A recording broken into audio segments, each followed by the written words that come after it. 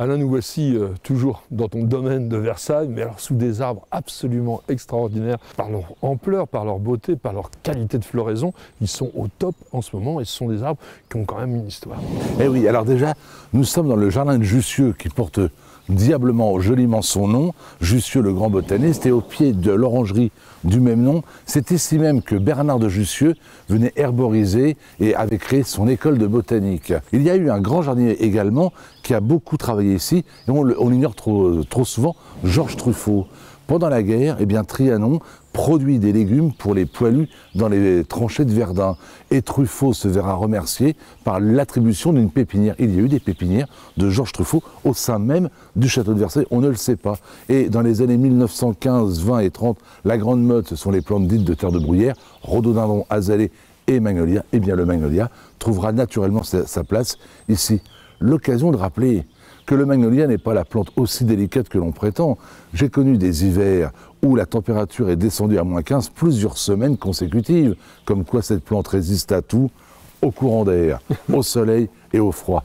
Mais on reconnaît que c'est magnifique. Ah mais ils sont absolument extraordinaires, mais bon, là ici on a affaire à des magnolias soulangana, donc qui sont à feuillage caduc, on voit bien que les feuilles ne sont pas encore arrivées, ils sont quand même beaucoup plus résistants au froid que les grandiflora, qui eux ont des feuilles persistantes. Mais c'est vrai que, moi je crois qu'on n'a pas de problème avec les magnolias. Ils sont cultivés dans quel type de terre? Parce qu'on dit toujours magnolia, terre de bruyère. Alors, à l'origine, il y avait de la terre de bruyère à l'origine, mais quand tu vois leur développement et quand on sait qu'un arbre développe à peu près la même quantité de racines que de branches, j'en déduis qu'il y a bien longtemps que ces magnolias vivent dans une terre tout à fait normale. Tout à fait normale. Tout à fait. Ils n'ont aucun problème particulier. Aucun problème. Ils sont d'une beauté, je trouve, à couper le souffle.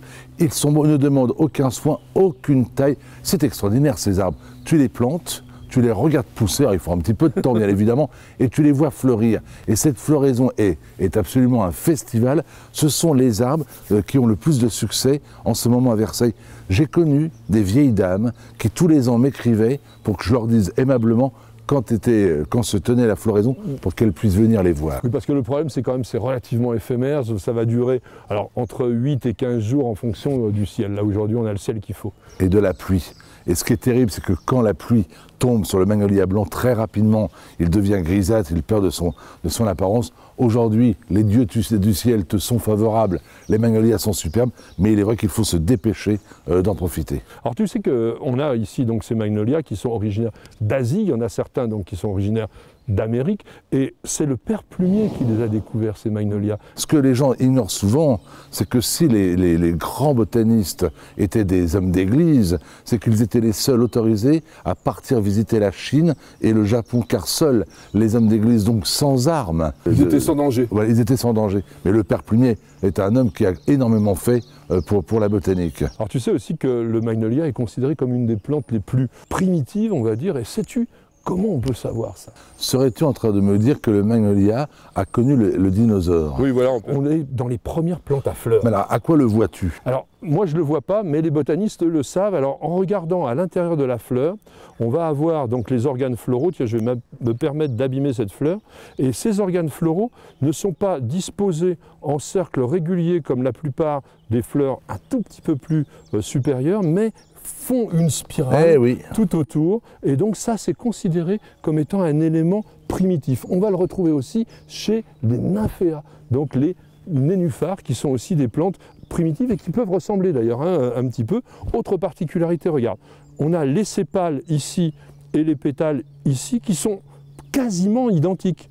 Donc ce que l'on appelle ces sépales ne vont pas avoir le nom de sépales, on va dire des tépales, c'est-à-dire donc des sépales qui ressemblent à des pétales, et donc ça donne cette homogénéité de la fleur. On a l'impression que c'est simplement une corolle, et ça c'est vraiment très très très beau. Et dernière chose, tu me parlais de Jussieu, et tu sais ce qu'il a fait Jussieu par rapport aux magnolias? Non. Il a créé tout bêtement la famille des Magnoliacées. Ah, c'est lui? Eh ben oui, c'est lui, et en l'honneur de... Pierre Magnol. Pierre Magnol, bah oui, qui évidemment. fut, je crois, le directeur des jardins botaniques de Montpellier. Alors je crois même que c'est lui qui l'a créé, carrément, le jardin c'est botanique pas de Montpellier. impossible. C'est quelqu'un qui était extraordinairement féru. On lui doit pratiquement 2000 plantes, bon bien sûr, dont beaucoup ont changé de nom au fil des siècles. Monsieur Jussieu, en 1789, il en a créé plein de familles, donc il a intégré les magnolias. Et connais-tu, oh, tu en as un, je suis sûr, un autre arbre de la famille des magnolias que tu aurais dans ton parc? Un grand arbre qui fait des fleurs qui pourraient ressembler un petit peu. Non, je ne vois pas. Eh bien, le tulipier de Virginie, le Myriodendron tulipifère. Eh bien oui, ah bah nous en avons même un dont les graines ont été récoltées par l'amiral de la Galissonnière. Oui, mais ça, c'est une autre histoire qui fera l'objet, bien sûr, d'une prochaine vidéo.